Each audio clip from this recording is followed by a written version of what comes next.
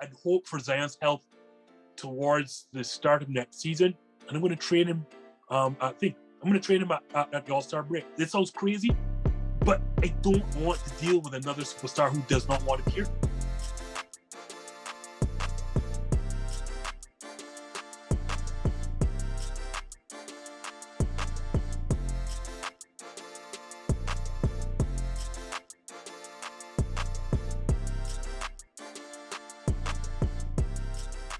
Hello and welcome to the Sunday, May 1st edition of the ThisJust1n Basketball Podcast with your host, TV. Hope you're having a fantastic day and thank you for clicking on to watch or listen to today's episode. Before we start, I do have to plug my other platforms. Remember to follow at ThisJust1n Basketball on Twitter, Facebook, Instagram, and TikTok for updates on the podcast and for other great content. If you're on YouTube, remember to like, share, and subscribe. Hit the notification bell so you will not miss an episode. And for all my podcast listeners, remember to subscribe and leave a review if you're on Apple. And for Spotify, Anchor, and Podbean, just continue to show your support in any way possible. That would be highly, highly appreciated. We have an awesome show lined up for you today.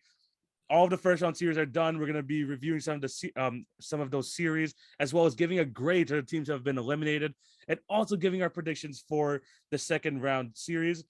And today we have a first-time guest on the show. I've been on the show a couple of times, but this is his first time. He's coming over to this side. We got Justin from the ThisJust1n Podcast. How's it going, Justin? Welcome to the show. It is a pleasure. Finally, we have crossed paths again. I have been just waiting to get onto this show. So, thanks for having me, first of all. And I'm feeling good because my Suns survived a pretty rough first-round series and got back Devin Booker. Yeah, I mean, we're gonna get into the next Sun series for sure. But honestly, looking for them, Devin Booker's back. They look healthy as ever, and now they got to face Luka and the Mavs, which should be a really, really fun series. But of course, we're gonna be getting into that a bit later. We're gonna be getting to all the series a bit later on the show, but we're gonna start off with, of course, we're gonna be discussing some of the series that just happened, that just concluded, and some of the grades we're gonna be giving to them. Gonna be a great show. Justin, are you ready to get into things? Because there's a lot of playoff basketball to discuss. A lot. So I am ready. I mean, I don't even know how we're going to fit everything in this episode, but God willing, right? Yeah, let's do this. And the way we're going to be doing this, especially for the eliminated teams, for the grading, is basically giving them a grade, A, B, C, D. You know how it goes, of course, with an F. And we got to start off, firstly, let's go over to the East. Let's start with the Atlanta Hawks, who got eliminated in the first round by the Miami Heat 4-1. The biggest thing I got to say here, Trae Young just got absolutely locked up this series. Absolutely locked up, averaging like 15 points a game, under 30% from three. I think it was like 90% from three, and just could not get it going against the Miami Heat. And they got eliminated in 5 games. So for the Atlanta Hawks, Eastern Conference Finals last year, going into this season, struggling heavily in the season. Justin, how did you feel about the Hawks season? So before I start, right? Yeah. All of my grades are based on expectation going into the season. That's how I thought about it, right? And you made a mention of it. The Atlanta Hawks were Eastern Conference finalists last season. Granted, that had a lot to do with injuries and things broke well for them. However, they had to go through the play-in and looked absolutely atrocious once they got into the playoffs against Miami. This is why I have a problem with small guards, Tomas. I have a lot of theories, and I don't like small guards being the best player on your team. I'm going to have to give it a D. A D, yeah. Yeah, this is the team that was supposedly building towards the future. You have a transcendent superstar or rising superstar in Trae Young. And were it not for a stretch towards the end of the season, I think they'd have won 22 of their final 25 home games. Yeah. We could be talking about a situation where the Atlanta Hawks went from being Eastern Conference finalists to not even making the play-in the very next year. Everything just went south. And you see, once Trae Young does not look good, what this team looks like. I'm sorry, I did not expect them to get back to the Eastern Conference finals, but I figured a top 6 seed had to be the goal this year. Sorry, TV, I cannot give them a grade higher than D. Yeah, no, that's completely understandable. And I think a big part of that this year was they got too complacent. Last year, they went on that run going to the Eastern Conference Finals, and they looked at this roster and thought, we don't have to change anything. And that's not what good teams do. They look at kind of even the little intricacies within the team, and they want to improve on that. But when you're going into the season, you basically have the same roster teams kind of figured it out from last year, it's going to be tough to like improve on what you got. I mean, it's good to have the chemistry. I know all that, but especially when you have someone as great as Trae Young, you need to put a better surrounding cast around him. I mean, they have good players. I mean, we're not like people like Bogdan Bogdanovic, Herter. They have a deep roster, probably from 1 to 11. You have players that could be on NBA rosters. But maybe the possibility of packaging a few of those guys to get maybe a third star, maybe improve on the second star, maybe trading away John Collins probably would have been a better solution. But no, they struggled very early on in the season. It looked like they weren't even going to make the play-in, as you said, but they finished off the season strong. They got into the play-in tournament. They looked really good in the play-in tournament. You saw some of the shades from that team last year. But the defense, man, that defense is just not even close to what it was last year. Clint Capella is a shell of his former self. I really thought they should have went straight to Yucca Okongwu as a starter, like midway through the season, just because like Capella wasn't giving you like that same type of impact. But I agree 100% what you're saying. They had I had them as like a top 6, top 5 seed going into the season. Very disappointing. I'm going to be a little bit more generous than you just because of the way they ended off the season. I'm going to give them a C-. I'm going to give them a C-. Not that much different than a D, but I think that there's still some promise in this season. But again, now that they've gone through this, they need to maybe like fix some things up with their team. Justin, when you look at their roster, is there any like little like immediate improvements that you want to see like within this team? Do you think it's trading for a second star, or do you think like keeping Trae Young and John Collins together, maybe adding a third star would probably be the best move? No, that latter option we've seen. I think that combination is maxed out. Like, and John Collins is asking for way too much money, thinking that you're gonna have to package that, like find a second or third star. I like Kevin Herter. I like Bogdanovic. I am not a fan of John Collins being your second best player with Trae Young on a team looking to contend, because that has to be the goal right now. It can no longer be, let's be happy with making the playoffs. So I think the very first thing is that you're going to have to find a package to get that second or third star, whatever you want to call Bogdanovic in your mind. On top of that, I mean, I figured with a defensive-minded coach in Nate McMillan, the defense would not be this bad, but yeah, there's only so much when you have like defensive liabilities like Trae Young masquerading on the court. Like, you can't hide these players, as you know, in today's NBA. Mm-hmm. They have to get better defensively, and they need a second star alongside Trae Young. I do not see the roster as is contending when you're talking to the likes of Milwaukee and Boston and Philadelphia. If you have a good James Harden, like, you are not competing with those teams with this current roster. No, yeah, 100%. I expect some major changes this offseason. If I'm the Atlanta Hawks, literally the only 3 untradables I would have on this team is DeAndre Hunter, Onyeka Okongwu, and Trae Young. You got 2 defensive guys there to help fill out the perimeter defensive and perimeter defense in DeAndre Hunter, interior defense in Onyeka Okongwu. Everyone else, they're expendable. Everyone else. I would try to look to trade Gallinari, especially because he's an older, making a lot of money. Even the John Collins thing. I mean, we've seen him in the past. Him and Trae Young have butted heads. They've tried to make it work. We've seen it work last year, but like you said, I think it's maxed out. And this team has still a lot of potential. They have a very young roster, so it's very vital to them not to waste these years, especially with Trae Young being as good as he is now. They got to make some changes in the offseason. Whoever that second or third star is, we will have to wait and see. But I still think because of the amount of assets they have, they could definitely make it happen. But let's move on to the next team. We got pretty low grades for the Hawks, and honestly, I think it's going to be lower for this next team. I think it's going to be lower. Let's talk about the Brooklyn Nets. Well, Justin, do you remember that graphic from Bleacher Report at the beginning of the season where they're like, take us to the NBA Finals already? Then you had the Nets, then you had the Lakers. Do you remember that? I don't understand how anyone who knew basketball actually thought that was going to be the finals. I don't know. Like, there are so many problems with both teams, right? And when I saw that, I'm like, y'all have got to be kidding me, right? I mean, don't get me wrong, I did not expect both teams to be as bad as they ended up being. Yeah. But yeah, I remember that graphic. I'm like, oh my God. Yeah. I mean, it's crazy how we had that at the beginning of the season. People are like, let's just go straight to the NBA Finals. And both teams both teams, one did make the postseason and the other didn't even win a game in the postseason. So let's talk about the Brooklyn Nets. Got swept by the Boston Celtics. Although all of the games were close, let's be honest, the Celtics looked like the far superior team. They got KD, they got Kyrie, they got the star talent. Justin, how do you grade the season as a whole, and kind of like how do you see the outlook of the Brooklyn Nets team? As you said, like the grade is going to be lower than Atlanta. It has to be an F.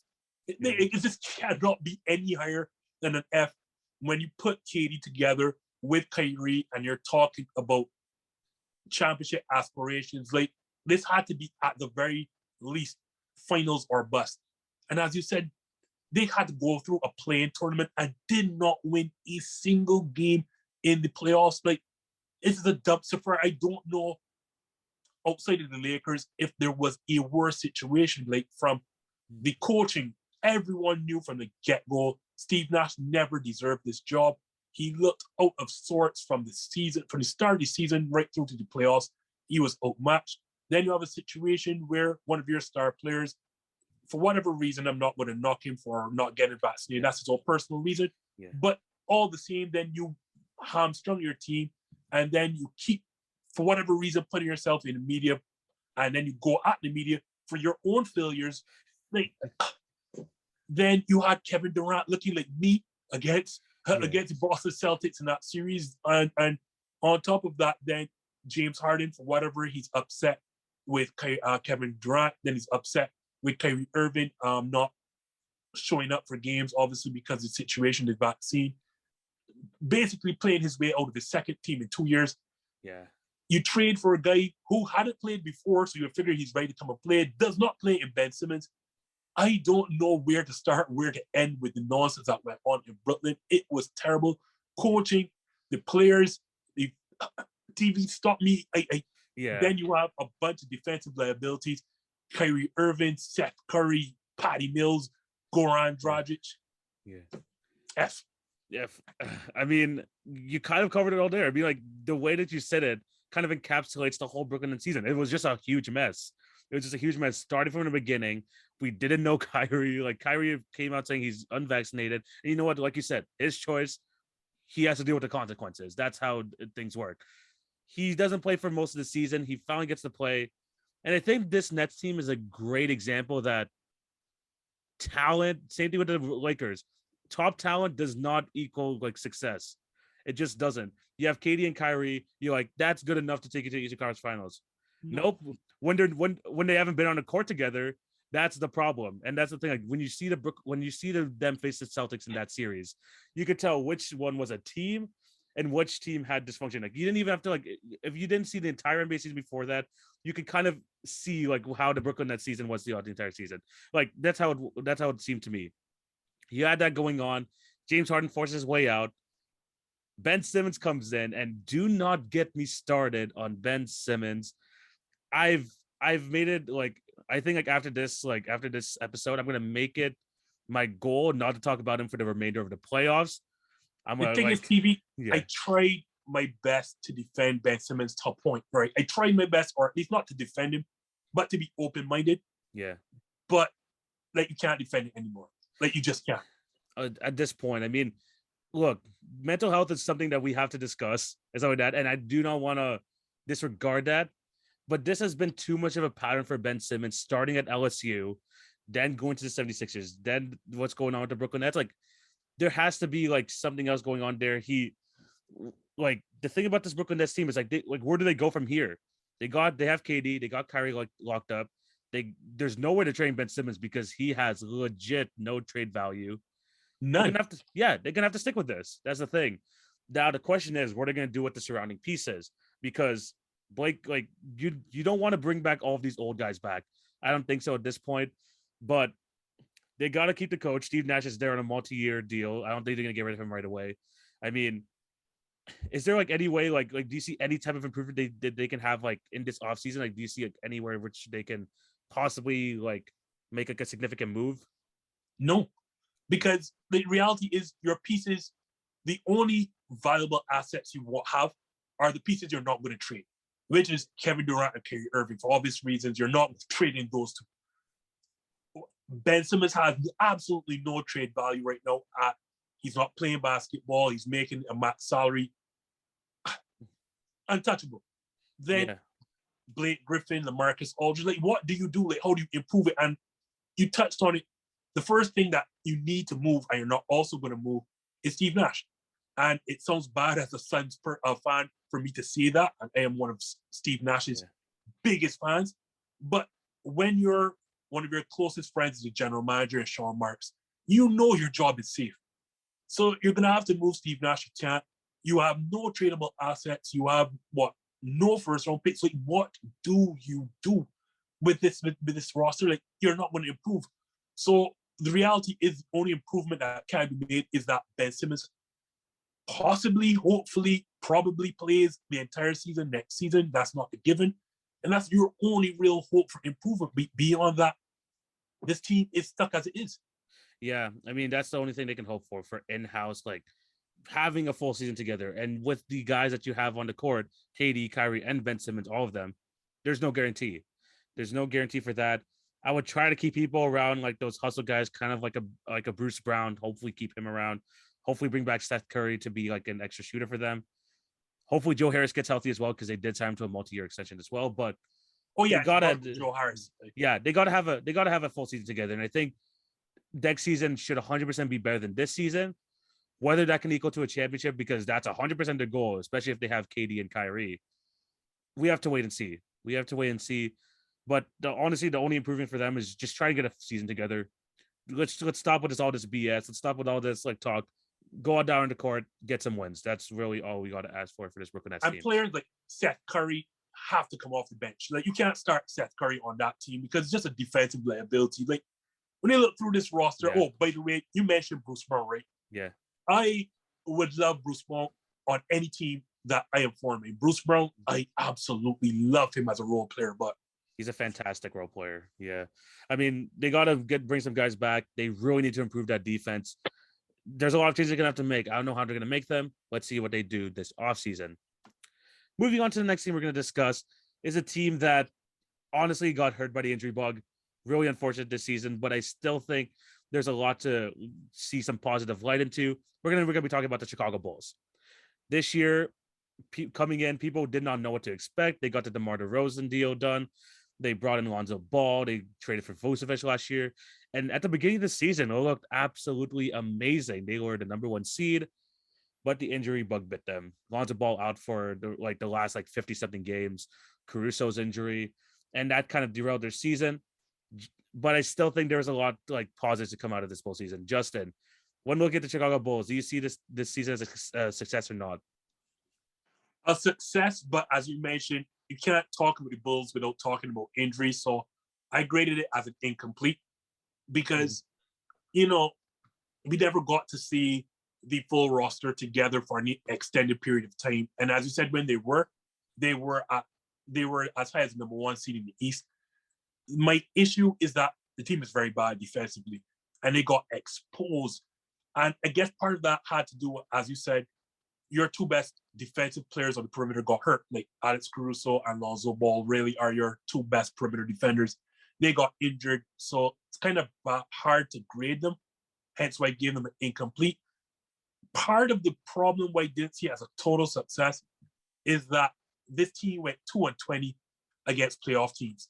And I think they were winless against top 4 seeds in either conference. Yeah, that's a bad look. And so when they were going into the playoffs, they knew it was going to be a one and done. And they just don't beat Milwaukee either. Like, Giannis completely owns that team. So yeah, I don't want to be too harsh because, as you said, they got their guy DeRozan, and DeRozan was an MVP candidate for a lot of the season. Zach LaVine was in and out, unfortunately. Like, the roster is there. They need to get better defensively. I don't know if Vucevic is the answer as their 3rd star. I don't also, because going forward, no, you're going to have to hope you can retain Zach LaVine. I like the moves they made in the offseason, but injury hit them, so I grade it as an incomplete. Okay, that's fair. That's 100% fair. And really, again, same thing with the Brooklyn Nets for next season. They just got to get healthy. They just got to get on the floor together. Their defense was actually a bit above average with Lonzo Ball and Caruso there. But the thing is, once those two guys went down, as you said, they got absolutely exposed. And trying to outscore teams kind of works against the lower bad teams. When you're facing the top 4 teams in each conference, that's going to be tough, especially without your 2 best defenders. Hopefully they get healthy for next year. I think you give them an incomplete. I actually give them like an actual grade. I'm going to give them a B+, just because they haven't like made the playoffs in the last couple of years. And people were kind of iffy on this team, whether it's going to work together, especially the DeMar DeRozan, Zach LaVine combo. When they're healthy, that duo was absolutely lethal on the court. And you could see that the growth that they had together, the way that each guy could defer to one another, that 1-2 combo was great. The Vucevic at center, kind of like you said, kind of iffy. If there's a trade out there to get, I mean, I don't know if this is like, this is like kind of throwing darts at a board. Like maybe you could try to like resurrect Capella's career on the team. I don't know if the Hawks want Vucevic. They probably don't want Vucevic at all, but maybe something kind of like that. I don't know if there's a trade out there for him, but I would give them a B+. They've made the playoffs. They didn't become a play-in team, which is good for them. And I think that there's still some optimism for next year that they could kind of get back to that point. They do have to improve their bench. They do need to get some more defensive players, especially a defensive backup big. I don't know who that'd be again, but we'll have to wait and see. But yeah, like you mentioned earlier, they got to resign Zach LaVine. He's going to ask for the max.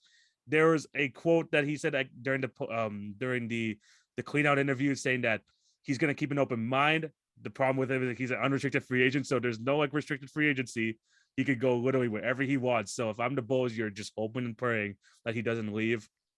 That should be like kind of their next move, and then just try to like improve the periphery pieces. I think you have a good core there. And yeah, I just think that there's like a lot I think there's still kind of that window for that team to still be in that playoff picture. I mean, besides Zach LaVine being re-signed, do you see like any other moves that could be made from this Bulls team? You're gonna have to trade Vucevic.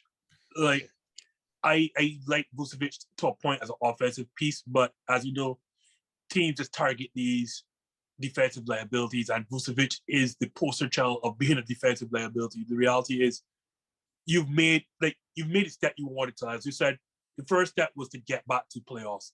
Now your next step is to win a series, and I think you're gonna have to pick up. Hopefully, as you said, hopefully health of Lonzo Ball. You really shouldn't expect him to be injured next season. And this is no knock on Vucevic, but I think you're going to have to trade him, even if you just get back cents on the dollar, get some pieces. But I don't think that you can continue going forward with such a huge defensive liability on that roster. Yeah, I mean, again, if a trade is there, definitely go for it.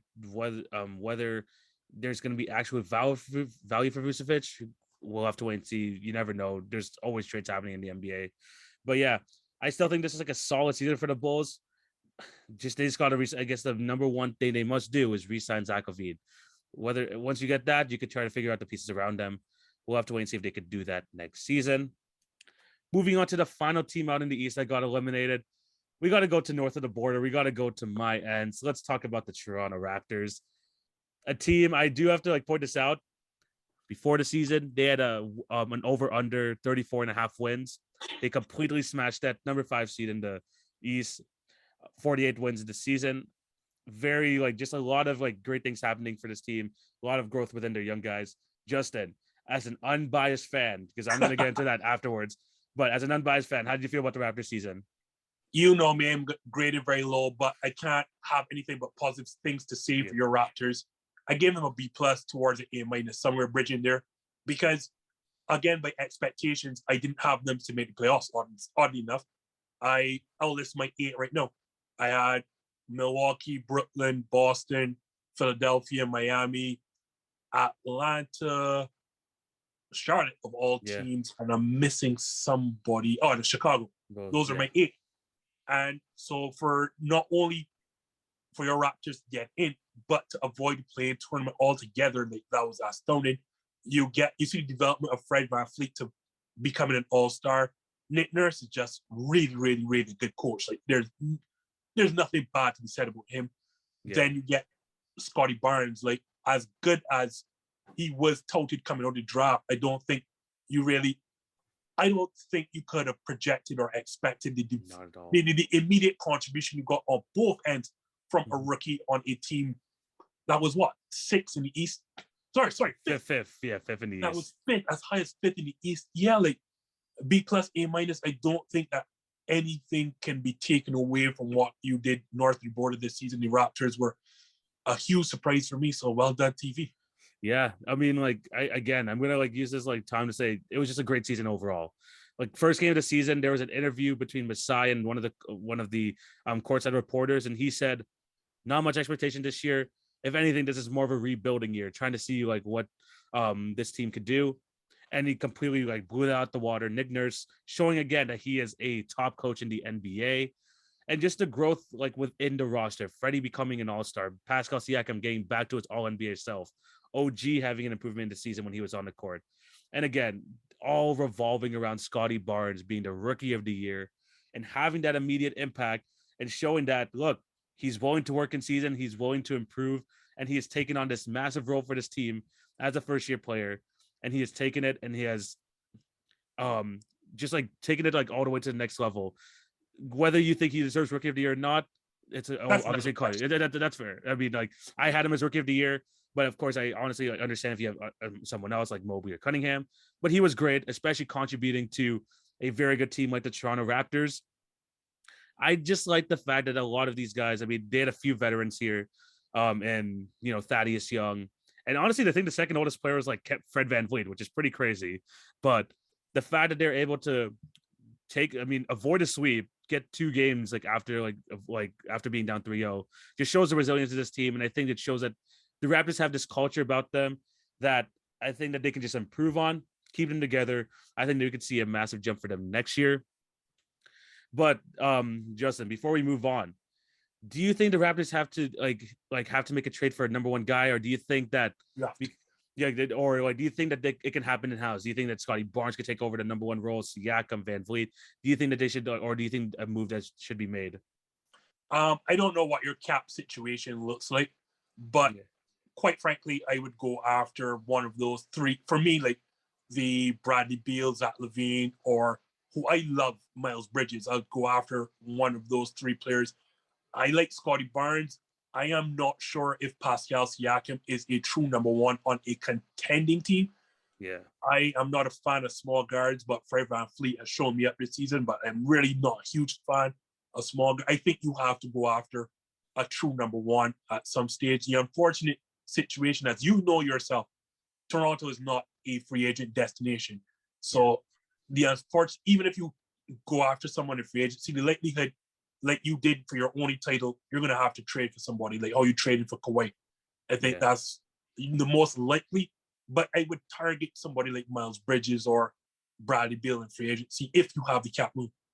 Yeah, I mean, like, I think, like, again, kind of like, this is the thing that we kind of criticized the Hawks for earlier, is staying complacent. I think the Raptors should make some moves because there are definitely some holes in that team, especially in that center position where they do not have kind of like I mean, like, it's good to play small ball and all that, but it's good to have that option at center.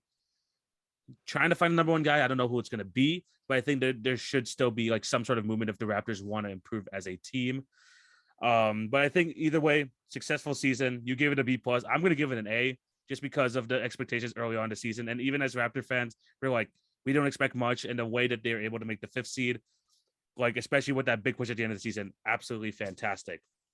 Before we move on to the West, I do want to shout out Goran Dragic because he said he wanted to be a part of a team with higher ambitions, and he ended up being on the team that got swept in the first round. So, yeah. And I don't think I didn't see Goran Dragic's tweets after the Raptors lost. He was doing the laughing emojis. He was posting like him winning with team like Slovenia or whatever in 2017. I'm like, get out of here. We were like, there's a reason why Goran Dragic is going to be the most hated man every time he comes to Toronto because of that BS he always spews. That was so unprofessional. I did not expect that of Goran Dragic, but yeah, he deserves every one of the 4 losses he had against Boston. Everyone. I can't believe this guy said he wants to go to a team with high ambitions, and he's the one laughing at us when he's the one who got swept. Like, come on now. All right, moving on to the Western Conference. All these teams are out now. And we're gonna get into like one of the games from yesterday because another team got eliminated as well. But we're going to start with the 8th seed there, and we're going to be starting with the New Orleans Pelicans, who, although had a 36-46 record, I think ended up the season on a very, very high note, taking the Suns to 6 games. Your Phoenix Suns, making it probably one of the most entertaining series in the first round. I mean, you saw them this whole series. You were watching these games. How did you feel about the Pelican season? I know it was off to a rough start, but how did you think that they did? The thing is, right, the Yeah. grade, we tend to go with recency bias, right? Yeah. So my grade is going to seem harsh when you look at it because they did make the playoffs. But overall, I give it a C to C minus. And the simple fact is because how they started the season and the whole mess with Zion. Like, and they cannot overlook what has been going on with Zion. So let me start with the positive first. Yeah. They, as you said, they didn't even stay in the water. They tried to improve. They made a trade for CJ McCollum. And then we saw the person who I always expected Brandon Ingram to be towards the end of the season. I think this playoff series against us really showed us like that was his coming out party. Brandon Ingram is really a talent to behold. I absolutely love him as a player. He can score at all 3 levels. He can facilitate if need be. And he rebounds. He's a complete player. We'd like to see him with more size. But I can't ignore the nonsense that's going on with Brandon Ingram. I mean, with Zion Williamson. Obviously, that's not of their own making, but sorry, I'm going to go on my Zion Williamson right now. Yeah, go ahead. This is a player that is showing like you can't control your injuries, but you can control your shape, your health, and you can control how you take care of your body. And I have to believe what I've seen so far, everything tells me that Zion does not do enough of that. Like, he's been injured in high school, he's been injured in college, he's been injured now. 3 seasons, he's played a total of 84 games. We saw the weight he ballooned at one point over 300 pounds. Then you're hearing the rumors that he's not ingratiated himself with the team. He's kind of aloof, separates himself from his teammates. Then one of his former teammates called him out on it, and none other than JJ Redick, said he didn't even get on the phone and welcome CJ McCollum to the team when the trade was completed. The only reason that things are positive for these Pelicans is because the Lakers are so bad that they were allowed to get into this thing. Because if the reality is, if the Lakers were any measure of competent, the New Orleans Pelicans likely would have been stopped at the level of the play-in tournament. Yeah, I'm sorry. At first, I felt bad about giving them a C minus. This is a C minus because of all the nonsense that has gone on with Zion. No, I mean, like, you definitely made some big points there. And honestly, like, they started off 1-13. It was a horrible start for this team. But even with all the Zion injuries, even with all like the noise going around an organization, people were saying, oh, this guy's going to be the next Anthony Davis, just asking out right away. But I like the way they recovered. With Brandon Ingram on the court, they were basically like, I think, a 500 team. So you know that when you have like your best player on the court, bar Zion, you know that they're still a competent team. But instead of giving them a C minus, I'm going to give them a B minus just because of the way they ended this. Just because of the way they ended out on such a high note. And from a team where you're like what's going to happen? This team's going to be a mess again when Zion asks for a trade. I think you're going to feel a lot more confident going into this team going forward because you got Brandon Ingram, you got CJ McCollum, who, yes, he did struggle in the playoffs, but at the same time, I think he'll be a great veteran piece for them. But that draft class they had last year, that draft class of Herb Jones, Trey Murphy, and Jose Alvarado, that's going to be the type of players that you want going forward when you want to build your playoff team. You got those guys frustrating your Phoenix Suns to the point where, I mean, like, what was it? I think it was Game 4. Game 4 is one of the most fun games I've ever watched throughout this entire playoffs, just because you saw these young guys and Herb Jones, Jose Alvarado, just kind of like frustrating the Suns, like getting into their heads, just making it just a fun watch for those Pelicans fans. I mean, like, throughout the whole season, I think there was a point where courtside seats were like $120. That's how bad it was at one point for that Pelicans team. But they came in here, they put on a fight, and I think there's just a lot better outlook on this team. And honestly, all I can imagine going into like coming out of series is that imagine if Zion was there. Imagine a healthy Zion I think that is the error. Because, like, one, there's been no sign that Zion can stay on the court. And two, everything points towards that Zion doesn't want to be there. And I think that there's like the problem. Like, I agree with you, I like those rookies and they forgot about that. So to be fair, probably should bump them up to C, because those 3 rookies really did give them a boost. And that's what you want to see going forward. I just think that this old Zion mess is not going anywhere. And I'm going to go as far as this is going to sound bad. If I'm the Pelicans brass, I'd hope for Zion's health towards the start of next season. And I'm going to trade him. I'm going to trade him at the All-Star break. This sounds crazy, but I don't want to deal with another superstar who does not want to be here. Yeah, I mean, but that's a tough thing with the Pelicans. Like, they're just not a free agent destination. They got the number 1 pick and Anthony Davis. He is a generational type player. They're okay with that. And then once Anthony Davis leaves, they're able to get Zion, and it kind of feels like they're in a position, because they're a small market franchise, that they kind of have to bring him back. And honestly, for their sake and for the sake of the team, because they look absolutely fantastic, especially in the playoffs, did you get a healthy Zion? Hopefully he can, mend some, like bandage some of those wounds that he did with the organization, fix that up in the offseason, join this team, because honestly, adding like an extra 30 points to this team, to a already potent offense with an improving defense, with one of the best young coaches in Willie Green, I think that's a recipe for success. But it's all up to Zion being 100% on this organization, and hopefully that can happen in the offseason. Hopefully they can fix it up. But like you said, it's the big question mark. But it's really all up to Zion, because if Zion's on that team next year, there is actually their ceiling goes from probably here to all the way here. So I think that there's a lot to be positive as a Pelicans fan, but also a lot of question marks still to be had. Next team we're going to be discussing is the number 7 seed in the West, and the team that just got eliminated yesterday, the Minnesota Timberwolves. A team that I had as a number 10 as a number 10 seed. I didn't think they were going to make the playoffs, but honestly, they proved me wrong. They had a great season. Anthony Edwards took that jump, especially in the postseason. And they put up a good fight against the Memphis Grizzlies in those 6 games. We are going to get into the series. I'm going to talk about the series a bit afterwards. But Justin, how did you feel about the Timberwolves this season?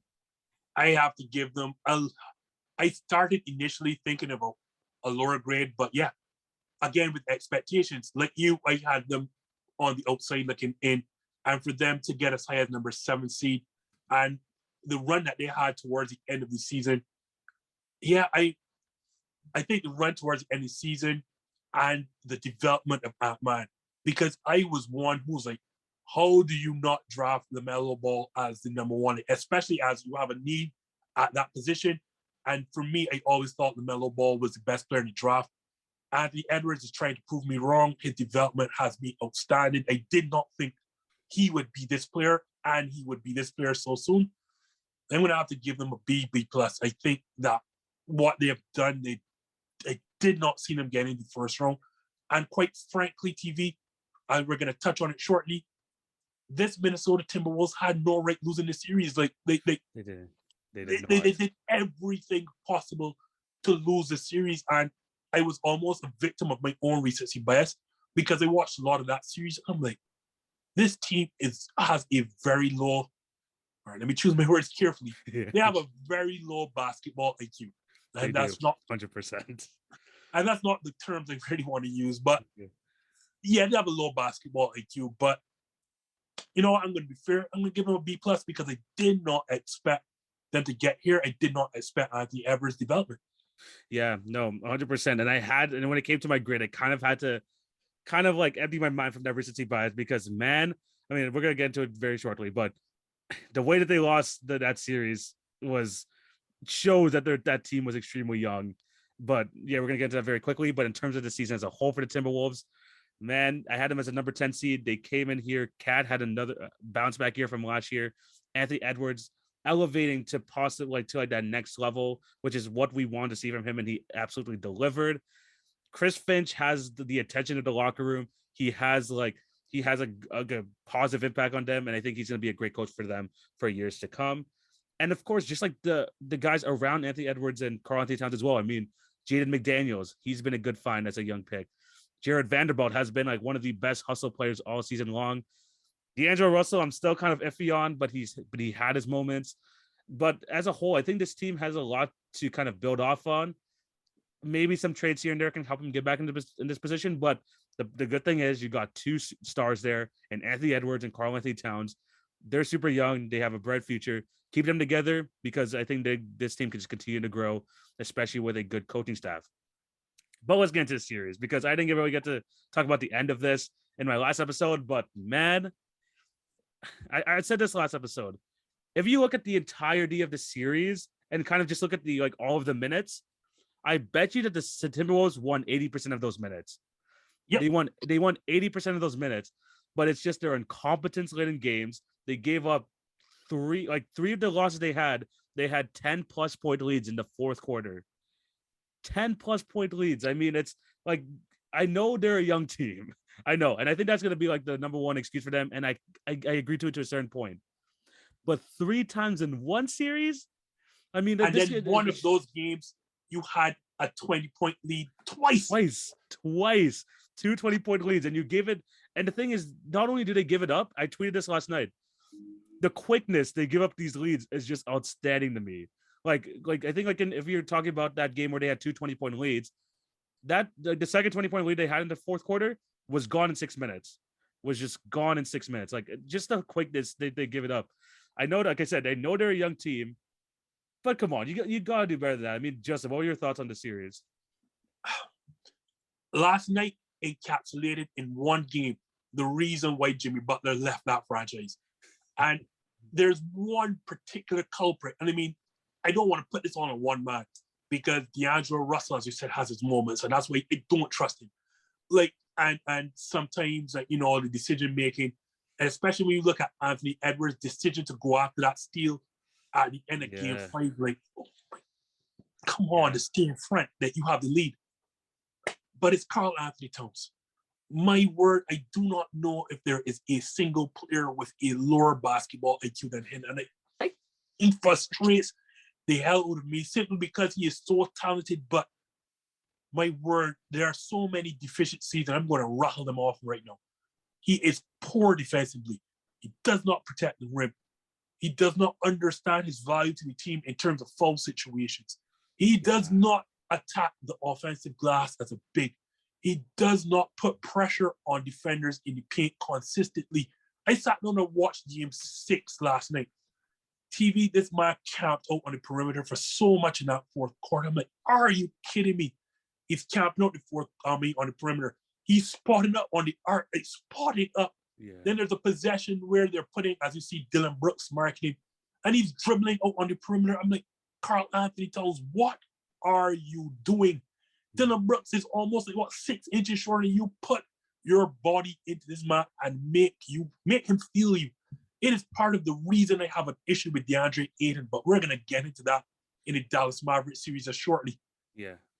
Karl-Anthony Towns is the most frustrating all-star there is for me in this entire NBA. And the team on the whole is so maddeningly, I don't want to say dumb, but has such a low basketball IQ. It frustrates the hell out of me. TV, they had absolutely no right reason to lose the series. No, they didn't. And the thing was, it's not like they were going against like some sort of experienced team as well. This Memphis team, it was super young as well. They made their mistakes. They showed some players where they had low basketball IQ, but the problem was, let's be honest, the Timberwolves beat themselves. They beat themselves in a lot of these games. And the fact about Karl-Anthony Towns, I wish he was just more assertive. I just want him to kind of like say, look, this game is stalling. Give me the ball. Let me go after, let me go to the basket. Let me get us some points. The problem with that is that Karl-Anthony Towns is so reckless on the offensive end. You talked about the foul situation. This guy, like, it frustrates me when I see him like just completely put his entire shoulder into a guy and he complains like how he thinks it's not an offensive foul. Like, this guy just needs to know time and place. The whole fouling thing with him in that whole series was just absolutely frustrating to watch. I think he was honestly the most frustrating player like throughout this entire playoffs just to watch. And like you said, he's super, super talented. He's probably going to be the All-NBA third-team center. But again, just their lack of presence, their lack of thing, just like their lack of like just IQ, just really hurt them in the series. And what could have like been done in 5 games, they lost in 6. That's what it really turned down to. I still think, again, going back to the thing, we don't want to like take that away from their whole season because it was a success. It was definitely a success. I give it an A-. Justin gave it a B+, but the way they ended, it left a sour taste in your mouth. That's a problem. Like, I just can't put that series out of my mind because they were just on like TV. They blowing 3 double-digit leads in the fourth quarter. 3 games, and you gave away 3 of the games in the series. Yeah. And yesterday, I mean, like you were hoping that they were getting to first Game 7, but it's literally the same story as it was for the other 2 games that they gave up 10-point leads. I mean, congratulations to the Grizzlies. We're gonna get into the next series very shortly. But man, the Timberwolves, you really gotta do better there. I don't care if you're a young team or not. You can't be doing that 3 times in one series. That's just unacceptable. Let's get through these last 2 teams in the West, though. The number 6 seed who also got eliminated, the Denver Nuggets. The Denver Nuggets. We knew that Jamal Murray wasn't going to come back this season at the beginning, but what hurt them even more was Michael Porter Jr. going out of the season after 10 games. But nonetheless, Nikola Jokic had another MVP level season. He completely took over a lot of these games, and he was able to put this roster. And I still can't believe it to this day.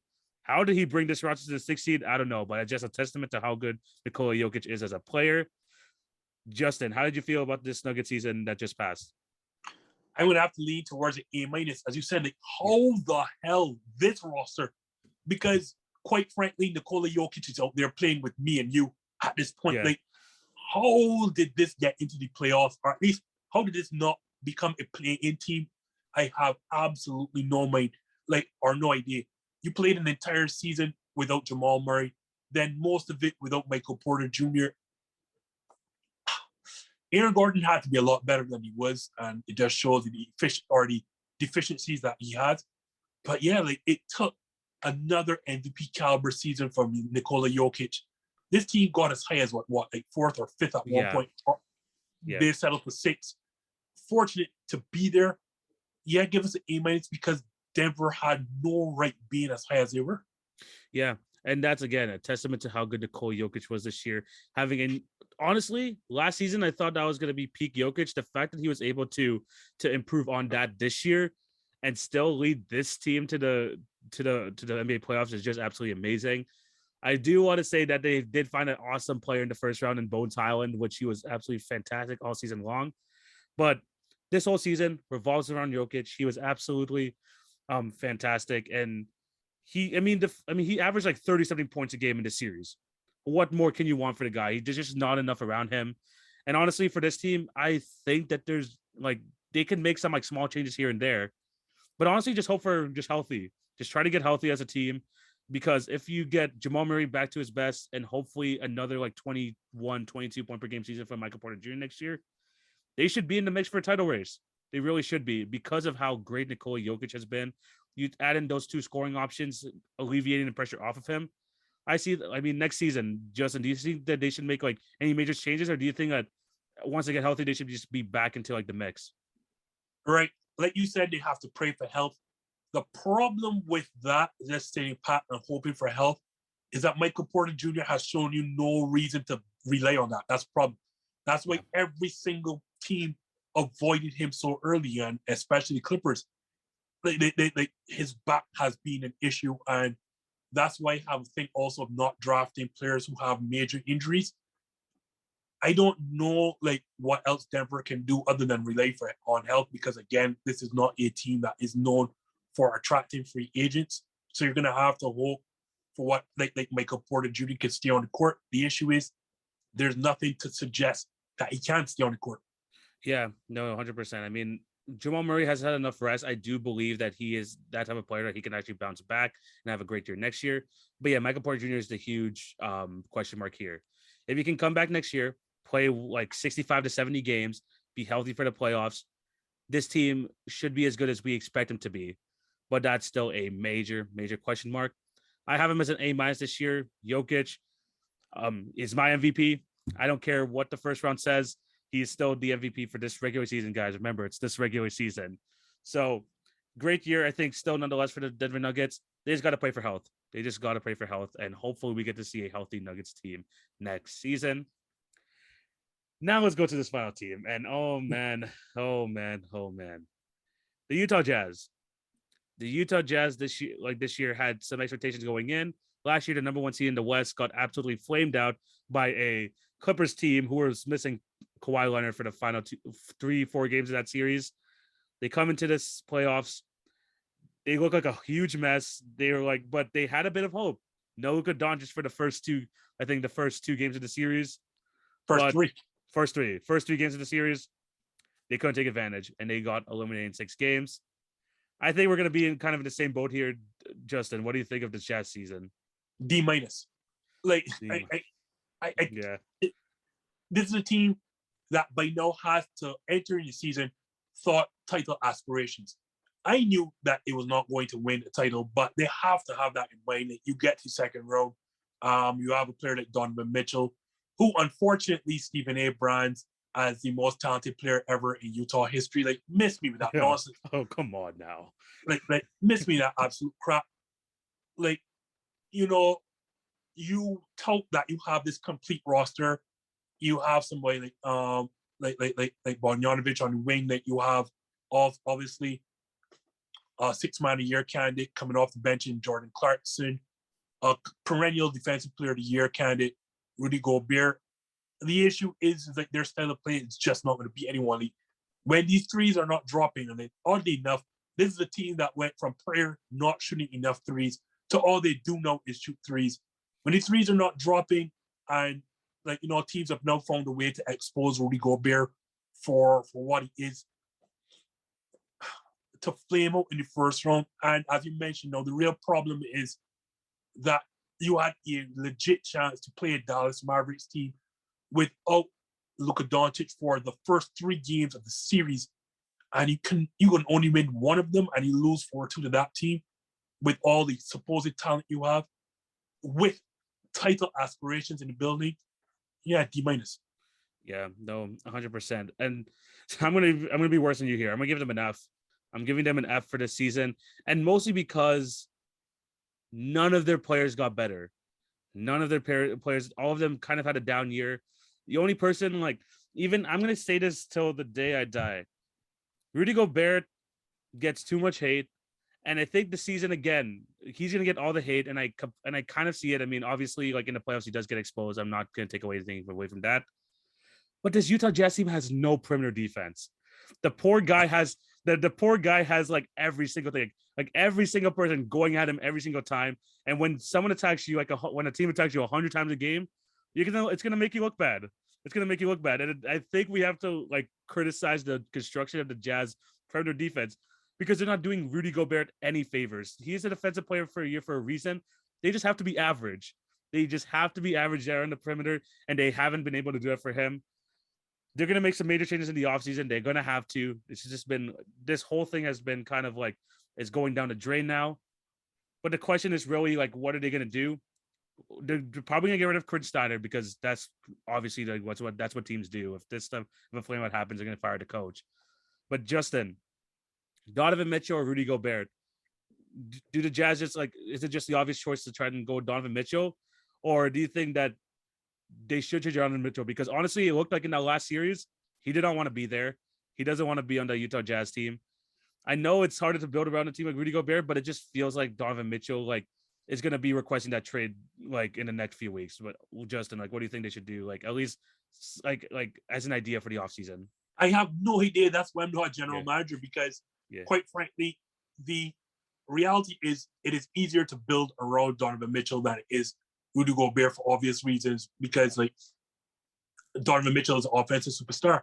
The reality is, though, I keep saying this, and you hear me say this at least twice on this show, I do not like teams that have small guards as their best player, and Donovan Mitchell is a small guard with a lot of limitations. He's not good defensively, and then you saw what happens when the shot is not falling. He's not exactly the most efficient offensive weapon there is out there. Yeah. So, the reality is then, but can you move Rudy Gobert? He's making $200 million over that lengthy contract. Yeah. At $40 million per season. It's going to be impossible to move him in that contract. What do you move that?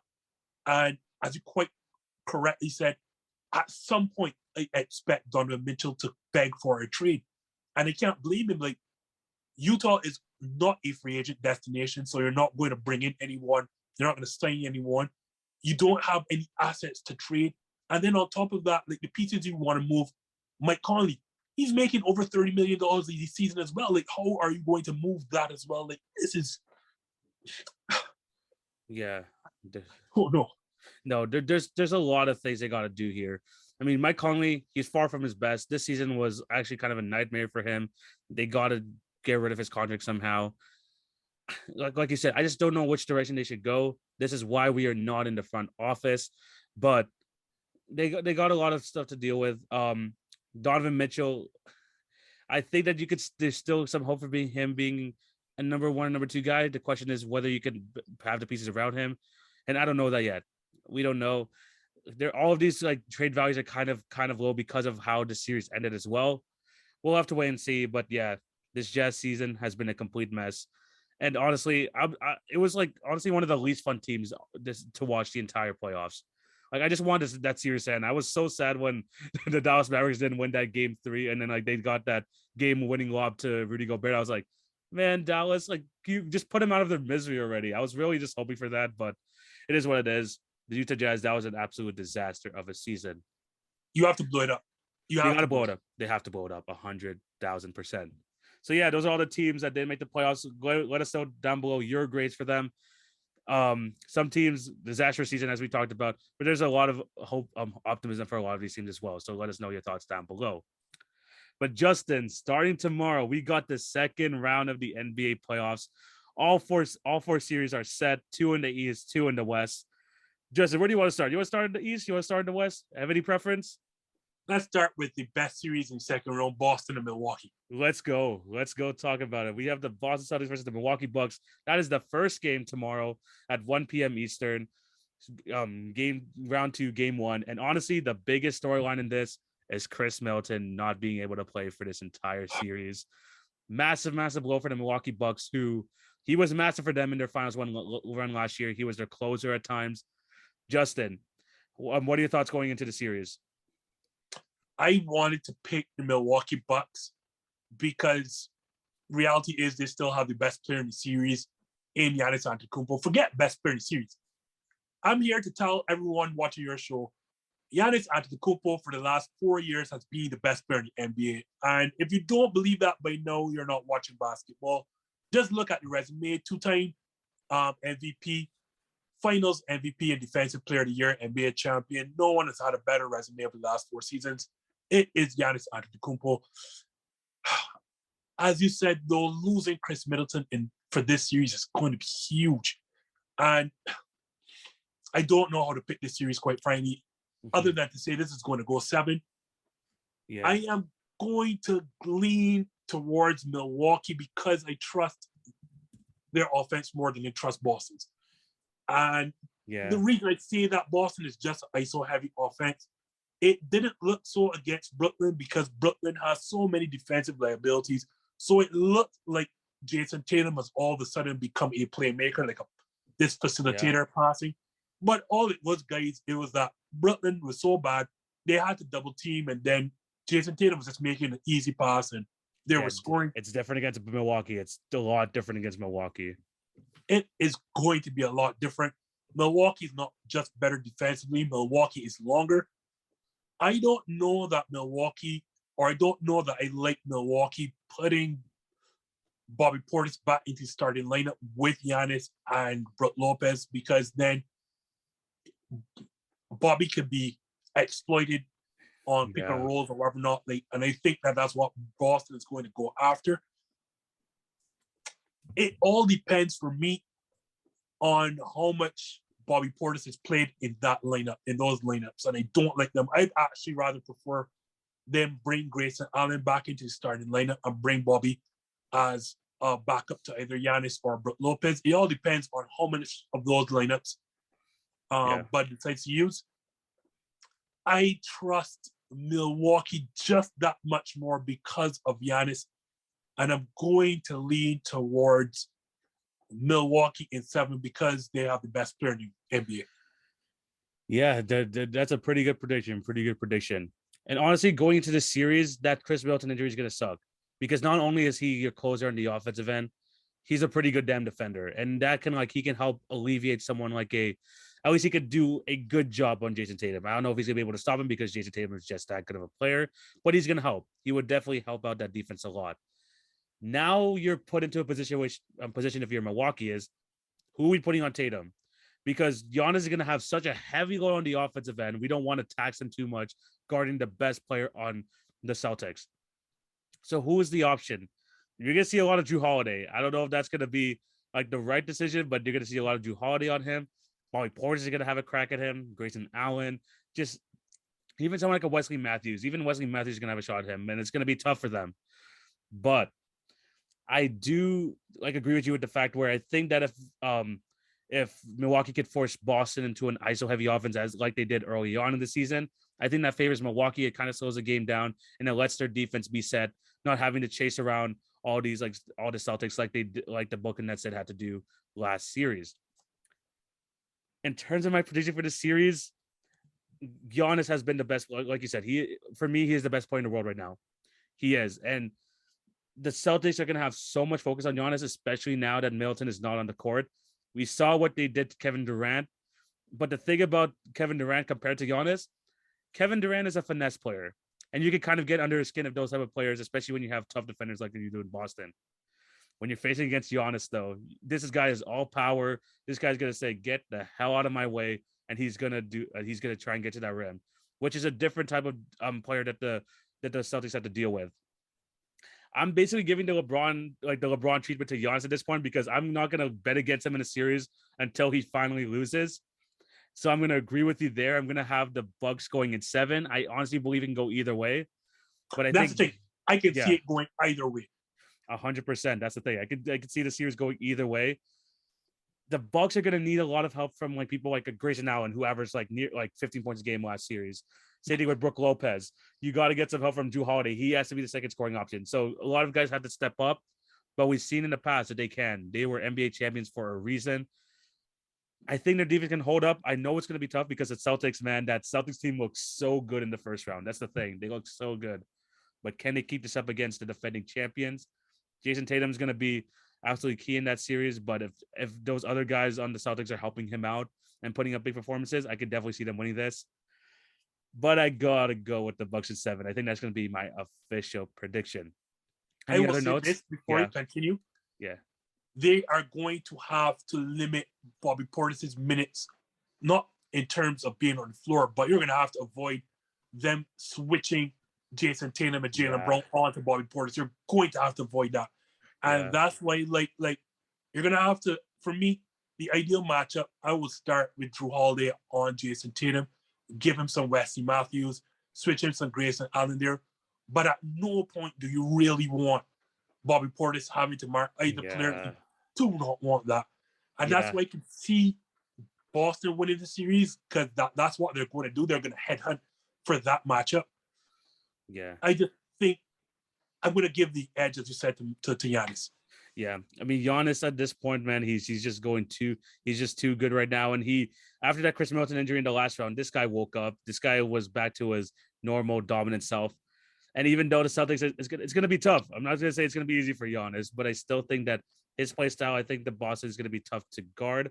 But they have a bunch of guys there that could throw at him, whether it's a Jason Tatum, whether it's a Jaylen Brown, even throwing at someone like a Robert Williams, even Al Horford. Giannis is going to see a bunch of bodies, but he's the best player in the world right now. I could see him still overcoming it just because of how good he is. Let's move on to the second game in that day on Sunday night, which is going to be, unfortunately for the Grizzlies, who just played Friday night, but they have to play again Sunday night, but at least they're home. We got the Golden State Warriors versus the Memphis Grizzlies at 3:30 p.m. Eastern. It's basically a series between the dynasty and the Golden State Warriors taking on the new kids on the block, the Memphis Grizzlies. Again, a great match between Steph and Ja Morant there. This is going to be a very fun series, in my opinion. Justin, what are your thoughts and what is your prediction? Initially, I would have given the Memphis an edge when they were going into this, and they did beat Golden State in the season series 3-1, right?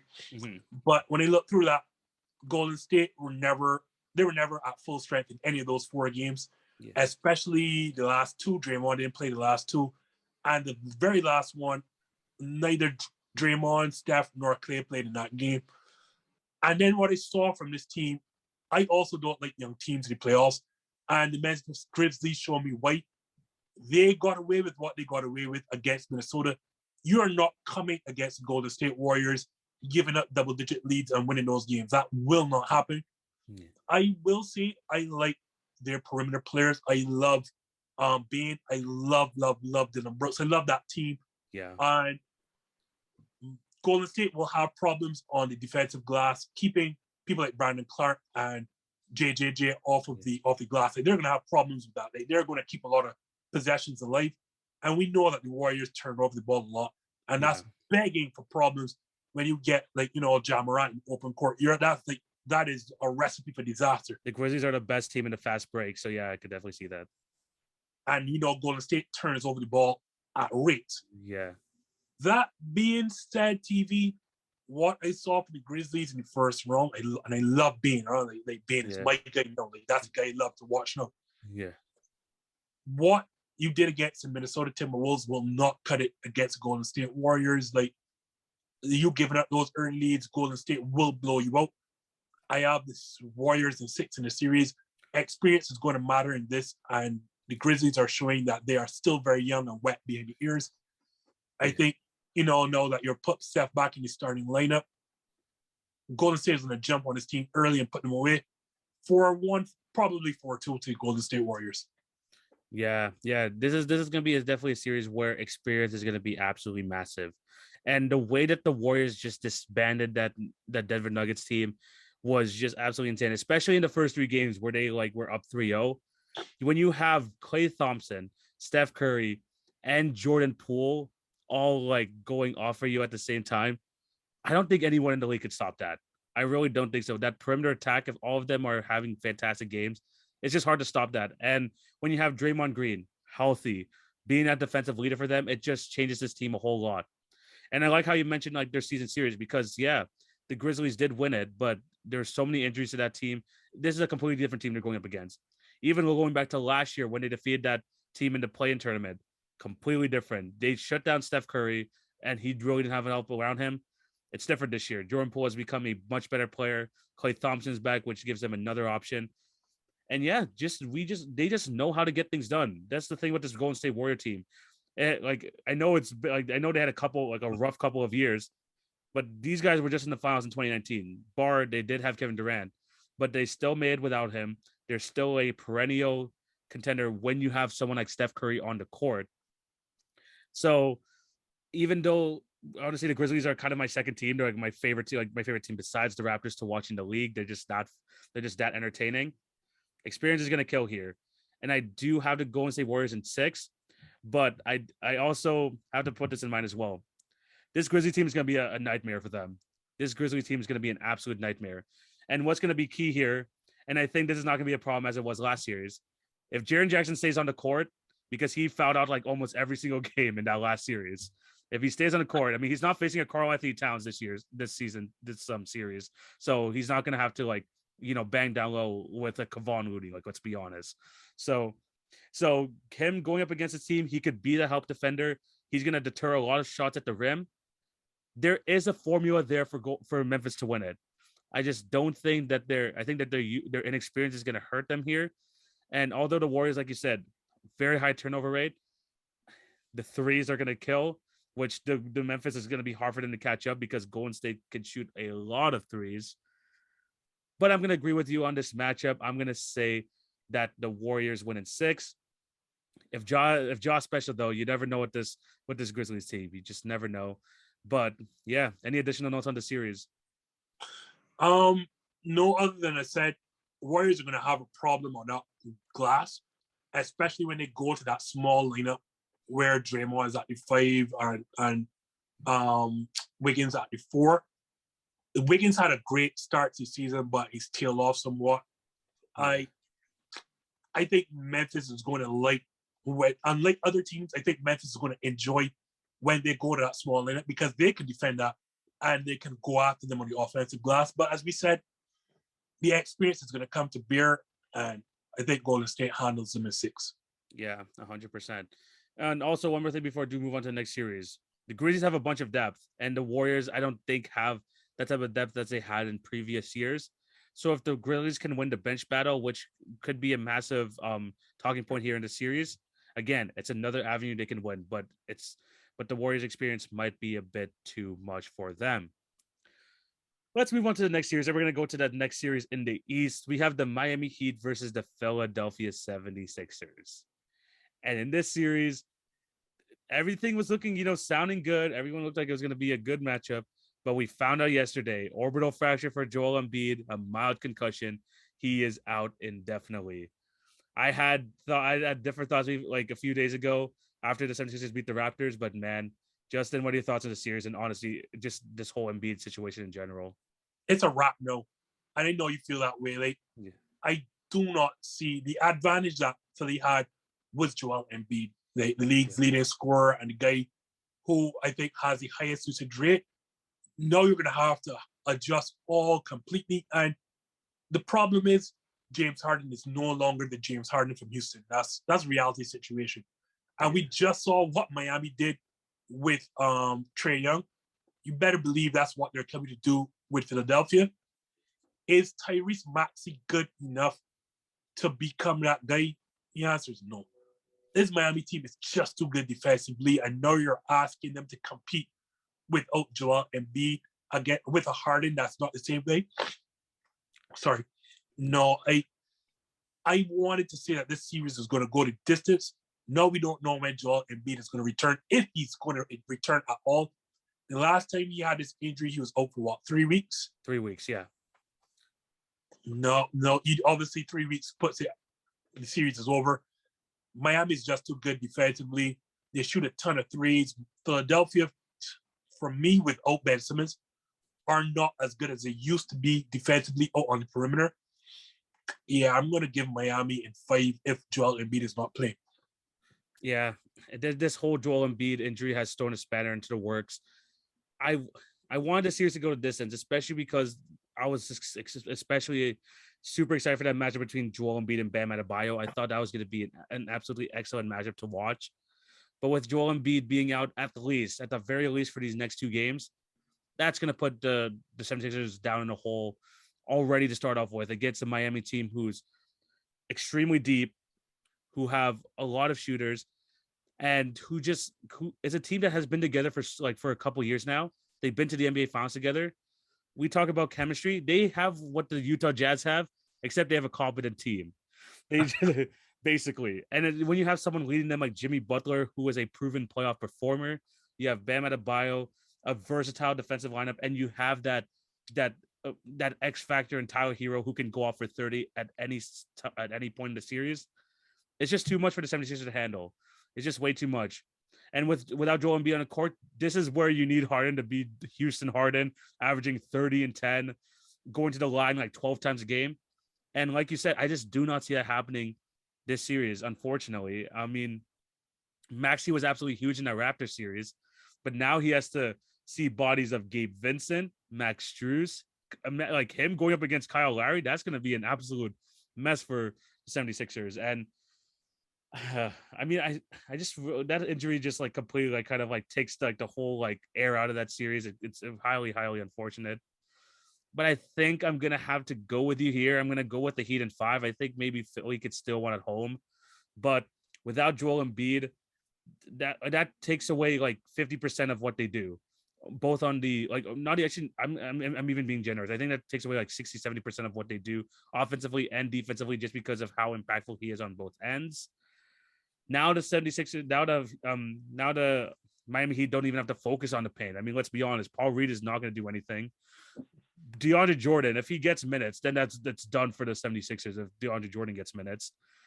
They just have to focus on the perimeter, and they just face a team who is just perimeter focused in the Atlanta Hawks. I have the Miami Heat in 5. I guess if there's like any like small thing for the 76ers, Kyle Lowry still might not play game 1. But at the end of the day, this Miami Heat team is just too deep. They got the Jimmy Butler should be back. I have them winning in 5. I mean, do you think the idea like is there like any avenue for the 76ers can win this? Tyrese Maxey has to show me he's as good as Philadelphia fans think he is. Yeah. And they really do think he's really good. Yeah. He's a limited player. I like him for what he is, but he's just not as good as they think he is. And you're going to have to get back the wily, tricky James Harden that gets to the lane, as you said, 12 times. The reality is Miami's smart. They don't foul a lot. They know how to play defense. They're not going to send James Harden to the lane. And he's not explosive anymore. Like that first step, the ability to finish at the rim is gone. Like, that guy is no longer there for whatever it's worth. He's not there. Miami is going to, as you said, like, know that they no longer have to worry about the threat of the paint. And every minute that DeAndre Jordan played, it's a minute that Miami is smiling and they are winning. Yeah. They are going to lock down. Like, they're going to say, all right, if y'all want to beat me with your big scoring at the rim, so be it. Yeah. But we're taking away James Harden for you. Tyrese Maxey is going to have to show us how good he is, and you're going to have to hit threes at a high rate. Yeah. This year's done. Yeah. I mean, the 76ers don't even have much depth. Tyrese Maxey, remember, he's still only a second-year player. You can't expect him to like take over, especially against a veteran Miami Heat team. It's if they can like split the first two games and Joel Embiid comes back for the third, there could be a glimmer of hope. At the same time, Embiid's injured. We still have to remember he has that torn ligament in his finger as well. He's banged up. It's going to be a tough series for them. Miami in 5, me and Justin both say. And now it's time for the final series. And of course, we're going to end it off with your Phoenix Suns. We got the Phoenix Suns taking on the Dallas Mavericks. Devin Booker versus Luka Doncic. Gonna be a fun series. Justin, we know you're a Phoenix fan. We saw the way that they were able to close out a game against the New Orleans Pelicans, where Chris Paul went 14 for 14 in that game. Just a masterclass performance from the point guard. Justin, unbiased, biased, whatever opinion you have, what are your thoughts on the series? I can only give you unbiased opinions because as big as I'm a Phoenix Suns fan, there's a problem in this series, and that's going to be DeAndre Ayton. And I'm going to say this now. I think Phoenix's success is going to be determined by either how well DeAndre Ayton plays or how fast Monty Williams realizes he's not playing well and is willing to play Cam Johnson at the 5. Yes, I said it, Cam Johnson at the 5. Because the reality of the situation, I know what Dallas is going to come and do. They are going to target DeAndre Ayton defensively. They're going to look like Luka's going to run those pick and rolls and is hoping for that switch on Ayton. And it depends on A, how well he's able to stay in front, and B, how much Ayton is able to score when they go small and punish them at the other end. Ayton is not that physical presence. He's not a punishing player, but he's going to need to score to justify his place on his court. And then we saw, as great a defensive player I think Mikal Bridges is, we saw Mikal Bridges absolutely struggle to guard Brandon Ingram. I think he's going to have a problem matching up with Luka Doncic. The season series tells us that Phoenix is the better team as they swept Dallas in all 3 games they played. I'm going to go Phoenix in 7 because I expect Luka to give us hell of problems. But we are too deep. We are too well coached. We are great defensively. And we're also an elite road team. Like, we win at people's places. So even if we split the first 2 games, we're not going to be feel, but we're not be bothered. We're just going to go and win a game in Dallas. I am going to go, because we're too deep, Devin Booker's back. We're great defensively. We're well coached. I'm going to say Phoenix in 7. Wow. Coming from the Phoenix Suns fan, Phoenix in 7. And I can't believe I'm doing this, but I'm more optimistic for the Phoenix Suns than you are in this series. And again, I think that my main focus here, I'm going to be talking about DeAndre Ayton, because in the last series, he went up against Jonas Valanciunas, which was ideal for him. 20 and 10 in that series. He actually looked really good. 70% from the field, 50% from 3. He looked good. But he's going to have to face the same problems that Rudy Gobert faced in the last series, which is having to guard people like Maxi Kleber, who is going to play out in the perimeter, taking DeAndre Ayton away from the paint. It's all about how he responds to those type of situations. But if the Suns play this right, going up against the Kleber, going up against the Dwight Powell, DeAndre Ayton, if he really wants to show us that he is that max guy, he should dominate. He should absolutely dominate the series. If he is like if he is the number one guy, if he's the one who's asking for that max contract this offseason, this is his chance. He did it. He did a very good job against Jonas Valanciunas in the last series. It's a bit of an easier matchup inside, but it's also going to be tough, especially when basically the entire Mavericks offense is pick and roll, and now you have two guys who are elite at that with Luka Doncic and also Jalen Brunson, who showed that he can absolutely dominate the pick and roll in the last series. But I just think that the Phoenix Suns, man, they're just too talented. They're healthy now. And I think with Luka being there, I think they're going to be daring Jalen Brunson. Like, oh, you scored 29 points a game last series. Try to do it on us. And I think they're going to focus a lot on Luka Doncic. And I think he still put up his numbers. I mean, he does average 32 points in all in his 16 playoff games. But I think that the Suns team is too good. I think that them going I'm not gonna say struggling with the New Orleans Pelicans, but them like competing with the Pelicans kind of woke them up early. So I think they're gonna be more prepared for this series. But I think that they have I think they have a better depth. I think they have two guys that can absolutely take over in the fourth quarter. So if it does come close, I'm giving that edge to Phoenix any day of the week, even though we know Luka Doncic is absolutely fantastic in the clutch as well. I just think that them being like such a solid team all season long. And I think that DeAndre Ayton, this could be his breakout series. I do have some faith in the guy still, really hoping for it. I'm going to go Phoenix in 6. I'm going to go Phoenix in 6 of this one.